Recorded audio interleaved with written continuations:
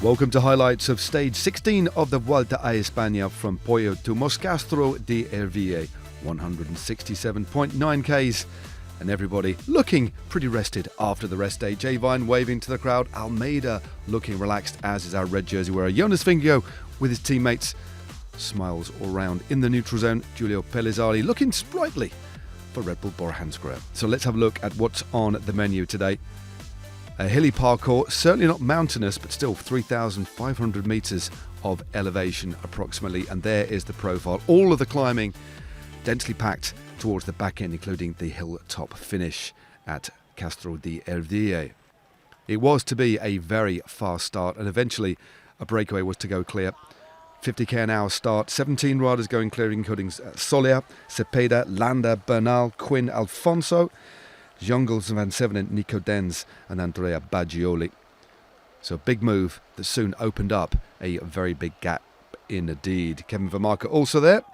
Now the first King of the Mountains of the day. Well, that was just taken by Nico Denz. Jonas Vingegaard, meanwhile, giving us his customary wave and kiss to the crowd. So a good day so far for the Dane. The gap went up to around 4.5 minutes with 71 kilometres to go. Team Visma bike doing the chasing. Then on to one of the hardest climbs of the day, the Alto de Groa.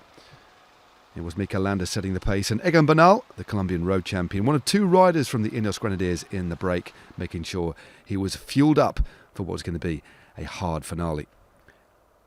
Coming towards the top of this climb, it was Mikel Landa who accelerated clear, taking the Colombian champion with him. Meanwhile, the chase was still being led by Team Visma bike, and 5 riders went clear over the top.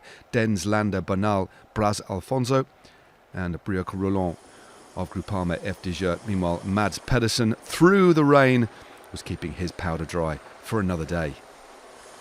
After that stage win just before the rest day, of course. So still, the 5 riders out in front were pressing home their advantage. Egan Bernal, willing and eager. A little group were trying to get across, though. Finlay Pickering of Bahrain Victorious, the young British 22-year-old riding his debut Grand Tour, went clear with Marc Soler, but they could not quite get across the gap as the gradients really started to rear their head. This was the Alto de Prado. Double-digit gradients. Nico Denz just about maintaining forward motion as we hit nearly 20%. And meanwhile, it was Bahrain Victorious doing the chasing, because Thorsten Trein was possibly losing his place on the general classification top 10. Meanwhile, Marc Soler, after trying to get across the gap, rested up and was to drop back to look after Joao Almeida, his team leader. And the pressure that had been applied on the front fractured the leading group, and there was about 12 or 15 riders left only. And the rider that did miss out, the big one, was Felix Gall. There was a bike change for our race leader Jonas Vingegaard, jumping on to the bike of teammate Ben Tulet, but thankfully for the Dane, he was soon back in the mix at the head of the race. Unfortunately, there was a puncture for Braz Alfonso. He was in the front at this point. Bad luck for the Frenchman. Tom Pidcock also forcing things on the descent off this climb. Now, due to protests over the situation in Palestine near to the finish, the decision was taken by race organisers to finish the stage at the 8 kilometres to go point, where the stage win and the timings would be taken. And Bernal is ready to go around him. Landa's there leading it out. It's Bernal who does get around him. Landa is there. Bernal up here. Bernal to the line. And it is there. But can Landa come back on him? I don't think he can. And what a moment for Egan Bernal. A Grand Tour stage winner yet again. Egan Bernal then taking his first World Tour win since 2021. Meanwhile, the small clutch of riders that formed the main peloton rolled home. And a pragmatic approach there from Jonas Vingegaard and Tom Pidcock as the demonstration continued near to the finish line.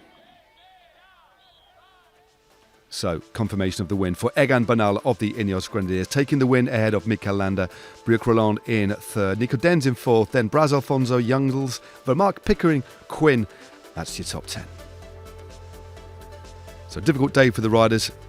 The main thing, of course, was them being kept safe by the organisers. No big change on the general classification. Jonas Vingegaard still in red ahead of Joao Almeida, Pidcock, Hindley, Pellizzari leaping above Gall, and Le Cerf dropping down 1, and Thorsten Trein moving in to 9th place.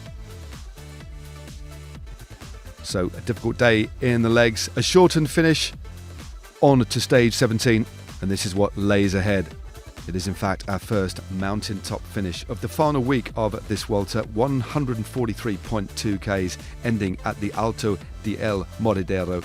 There's the profile, 3,300 metres of elevation, sure to be some action on the general classification up that very difficult climb, 8.8 Ks at 9.7%.